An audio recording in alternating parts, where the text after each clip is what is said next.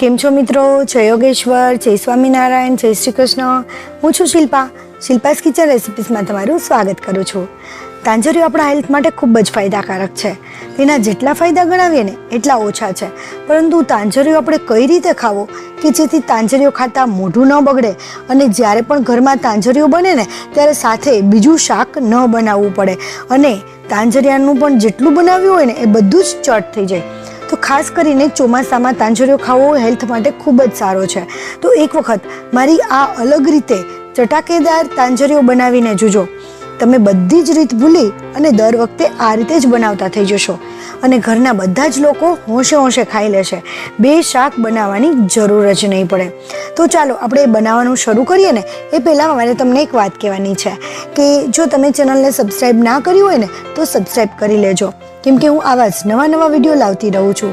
અને બાજુમાં જે બેલ આવે ને એને પણ ઓન કરી દેજો, જેથી નવા વિડીયોની નોટિફિકેશન આવે અને નવો વિડીયો તમે તરત જોઈ શકો. અને હા, વિડીયો કેવો લાગ્યો ને મને કમેન્ટમાં જણાવજો. જો વિડીયો તમને થોડો પણ ઉપયોગી બને ને તો લાઈક ના કરો ને તો ચાલશે, પરંતુ બીજા સાથે શેર જરૂર કરજો જેથી એમને પણ ઉપયોગી બની શકે. તો ચાલો બનાવવાનું શરૂ કરીએ.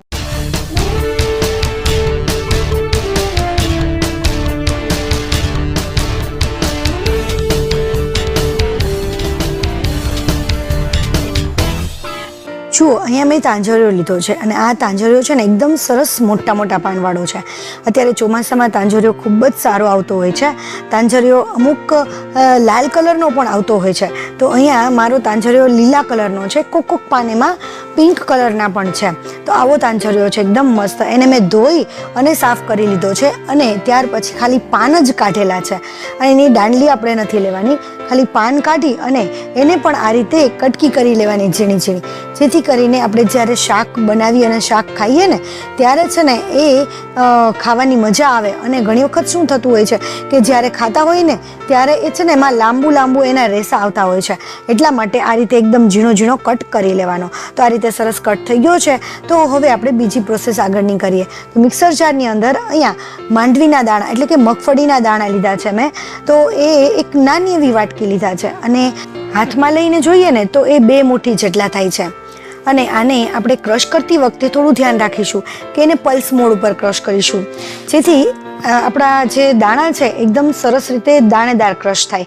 નહીંતર એ દાણાનું તેલ છૂટું પડી જાય છે અને બધું ભેગું થઈ જાય છે. તો એવું ન થાય એનું આપણે ધ્યાન રાખીશું. તો આ રીતે દાણા ક્રશ થઈ જાય પછી જે વાટકી દાણાની લીધી હતી ને એ જ 2 વાટકી આપણે સેવની લેવાની છે. સેવ જ્યારે ક્રશ થાય છે ને ત્યારે તે ઓછી થોડીક થઈ જતી હોય છે અને દાણા જ્યારે ક્રશ થાય છે ને ત્યારે એ ફૂલાઈને થોડા વધુ થઈ જતા હોય છે. એટલા માટે સેવ આપણે ડબલ લેવાની છે અને એને પણ આ રીતે અધકચરી એકદમ ભૂકો નહીં કરી નાખવાનો, દાણેદાર રાખવાનું છે. ત્યાર પછી આપણે જઈએ ગેસ તરફ. તો એક પેનની અંદર આપણે તેલ લઈશું. હવે ગમે ત્યારે કોઈ પણ ભાજી હોય, ભાજીનું શાક બનાવતી વખતે એમાં તેલનું પ્રમાણ થોડું વધારે જ જોઈએ છે. તો આપણે 6 પાવરા જેટલું કે 6 ચમચા જેટલું તેલ લીધું છે. ગરમ થાય એટલે એમાં રાઈ, થોડી મેથી અને આ રીતે વરિયાળી અડધી ચમચી લીધી છે, એને હાથેથી મસળી લઈશું. ત્યાર પછી જીરું અડધી ચમચી જેટલું લીધું છે, એને પણ હાથેથી મસળી લઈશું. એ મસળેલું જીરું અને વરિયાળી છે ને એની સુગંધ બહુ સરસ આવતી હોય છે એટલા માટે. ત્યાર પછી થોડી એવી હિંગ નાખી દઈએ અને 8 થી 10 લસણની કળીને મેં સુધારી લીધી છે. તો એ લઈ લઈએ અને મીઠો લીમડો છે ને એની પણ મેં કટકી કરી લીધી છે, જેથી કોઈ કાઢી ના નાખે. અને ત્યાર પછી જે માંડવીના દાણાને આપણે ક્રશ કરેલા હતા ને એને તેલમાં જ નાખી દઈશું અને ગેસની ફ્લેમ સાવ સ્લો કરી દઈશું અને એને તેલમાં એકદમ સરસ રીતે સાંતળી લઈશું, જેથી દાણાનો ટેસ્ટ છે ને એકદમ સરસ આવે અને એની અંદરની જે ચીકાશ હોય ને એ પણ નીકળી જાય. તો અહીંયા દાણા થોડા એવા લાઇટ ક્રીમ કલર જેવા થાય ને ત્યાં સુધી આપણે એને પકાવવાના છે, બહુ ગોલ્ડન કલરના નહીં થવા દેવાના. અને ત્યાર પછી એની અંદર આપણે ટમેટા, અહીંયા મેં 2 મોટી સાઈઝના ટમેટા હતા એ સુધારી લીધા છે, એ નાખી દીધા. અને ત્યાર પછી હળદર નાખીશું.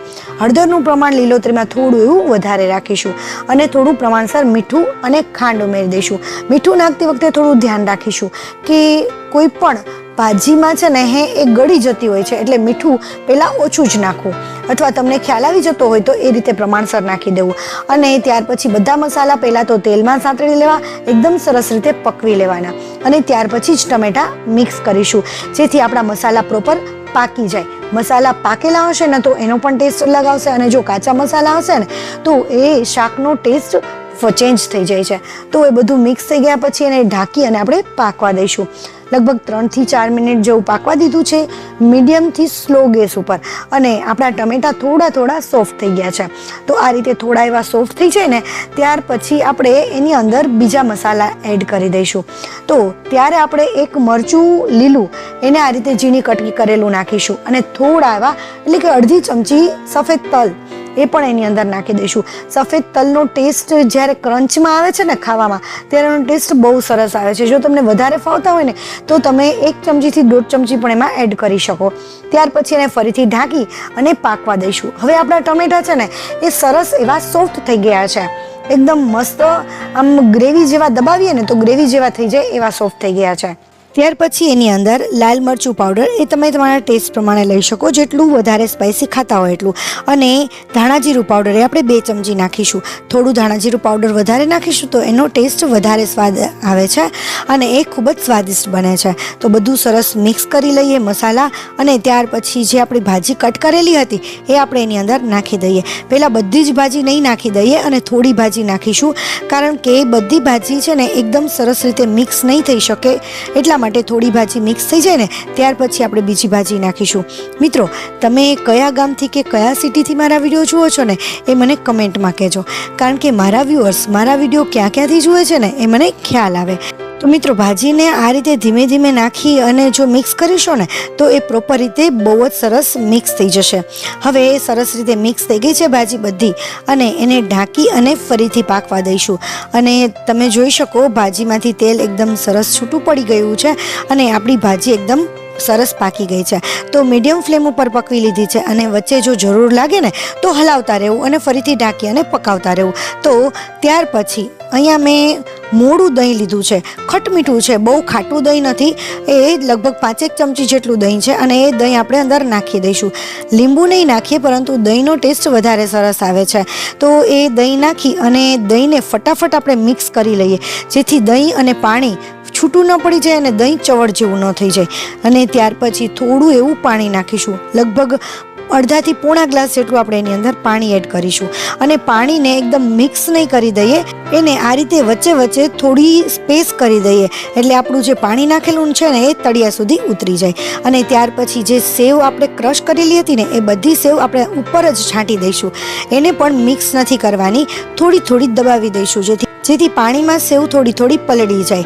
અને જો તરત મિક્સ કરી દઈશું ને તો એ શાકનો એટલો સરસ લુક નહીં આવે.